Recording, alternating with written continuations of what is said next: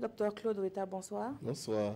Vous êtes le secrétaire exécutif du RENLAC. Ce paiement via le mobile, pensez-vous qu'il est un moyen de lutte contre la corruption? Bon, un moyen de lutte contre la corruption, bon, c'est difficile à dire, mais je pense que ça va faciliter, j'allais dire, le paiement en fait de cette taxe. Parce que si vous devez vous déplacer, aller vous aligner ou vous asseoir pendant longtemps pour payer la taxe, ça pose énormément de problèmes. Et ça crée peut-être des liens aussi avec les agents, mais bon.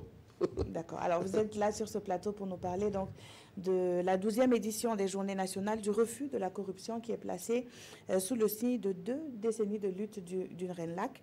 Quel bilan faites-vous justement de ces 20 années de lutte? Je pense qu'il faut dire que ça n'a pas été facile au départ.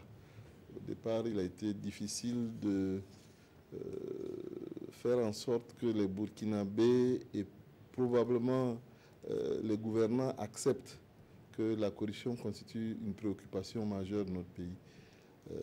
Heureusement, en fait, nous avons bataillé dur et en fin de compte, on a non seulement accepté que la corruption était un problème majeur dans notre pays, mais on a commencé à mettre en place des institutions de lutte contre la corruption au niveau donc de l'administration publique.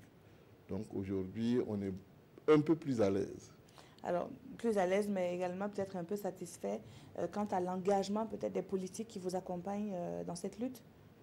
Oui, bon, l'engagement des politiques, je dirais l'engagement peut-être des structures de lutte contre la corruption. Par exemple, si vous prenez la SELC, actuellement nous avons de très bons rapports. Et par exemple, pour ces journées nationales de lutte, nationales de refus de la corruption, donc on a travaillé ensemble, on a été à Gawa ensemble, et je pense que ça, c'est quand même une très bonne chose. Mais au-delà de la SELC, on a travaillé aussi avec le PNUD, avec d'autres associations comme le RAGIT, comme également d'autres organisations de la société civile, bon, pour que ces journées-là soient un succès. Alors, des activités d'information et de sensibilisation sont en cours, et ce depuis le 1er décembre. C'est ça. Et qu'est-ce qui est prévu pour la suite, surtout que demain, c'est le 20 décembre et c'est la date anniversaire de la création du RENLAC? C'est ça. Bien, nous avons commencé d'ailleurs aujourd'hui même donc notre symposium. Et demain, effectivement, ça va être le clou donc, de ce symposium-là. Aujourd'hui, c'était l'histoire un peu du RENLAC, quelles sont les personnes qui ont permis de créer le RENLAC, comment les gens ont réagi au départ. Et demain, nous allons voir effectivement bon, quels sont les contacts avec les structures administratives, bon, quels sont les contacts aussi avec les médias. Est-ce que les rapports sont de très bons rapports?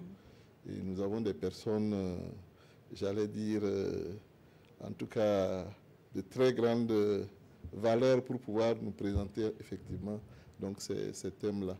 Nous-mêmes, on parlera effectivement des perspectives. Donc, après ces 20 ans, qu'est-ce qu'il faut faire? Et donc, on espère qu'on va continuer le combat. Alors, cette deuxième journée sont également celles du contribuable burkinabé, donc du burkinabé lambda. Quel est le message que vous portez aujourd'hui aux burkinabés? Bon, nous pensons que les burkinabés sont sensibilisés actuellement à la lutte contre la corruption, mais nous pensons qu'il faut aller plus loin. Et actuellement, ce que nous souhaitons, c'est qu'il y ait une mobilisation citoyenne pour permettre effectivement, en fait, de faire un contrôle citoyen, donc, de ce que le gouvernement fait sur le terrain.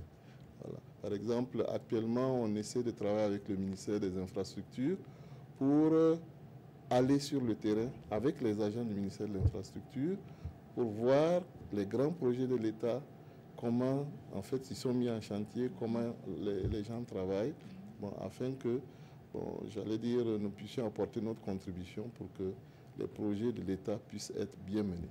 Merci à vous, Dr Ouetta. Merci.